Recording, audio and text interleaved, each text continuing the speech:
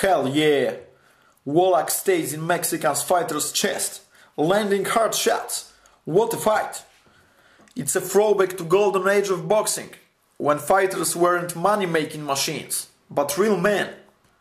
Pavel Wolak's truly old school. That's why he deserves to be called Raging Bull. This video shows 2 rounds of 2 fights. Round 6 of Wolak's fight against Jose Barreta's Pinzon in 2010 and round 7 of Jake LaMotta's fight against Joey Golden Boy DeJohn in 1949. So there's more than 50 years difference between these 2 wars, yet they're very similar in many ways. First of all, Wolak is the classical swarmer, just like the original Raging Bull. They are both aggressive and relentless in fighting their way in close.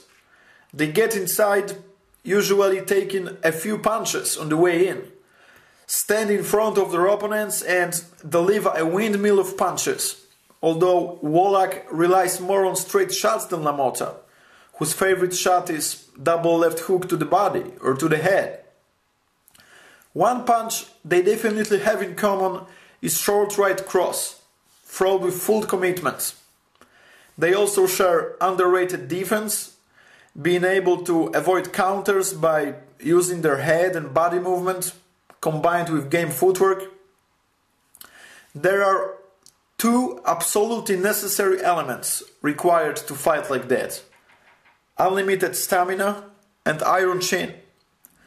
Jake LaMotta certainly had both of them, and Pavel Wolak's not much worse, being able to take Pinzon's hard shots in early rounds and to come back from a knockdown in the 2nd to finish him in the 7th. LaMotta took DeJohn out in 8 rounds. Now, LaMotta was a middleweight champion of the world, while Wolak is still waiting for his chance to fight for the belt. He was close to getting a fight with Zinziruk, and he's still stalking Ukrainian champion, as well as hoping to get a world title shot against Miguel Cotto or Julio Cesar Chavez Jr. In the meantime, Wolak will fight former title contender Delvin Rodriguez on July 15th in New York's Roseland Ballroom. Beating Rodriguez won't be easy, because his boxing fundamentals are very good. He can certainly hit harder than Yuri Foreman, and he won't be as static as Pinzon was against Wolak. With all of that said, I believe that his insight and middle range game are not good enough to beat Polish fighter. Check out his fight against other talented Pole, tough and technically advanced Rafał Jackiewicz. You can see that Rodriguez's guard's not tight enough to stop Jackiewicz's punches, and that he's not very accurate.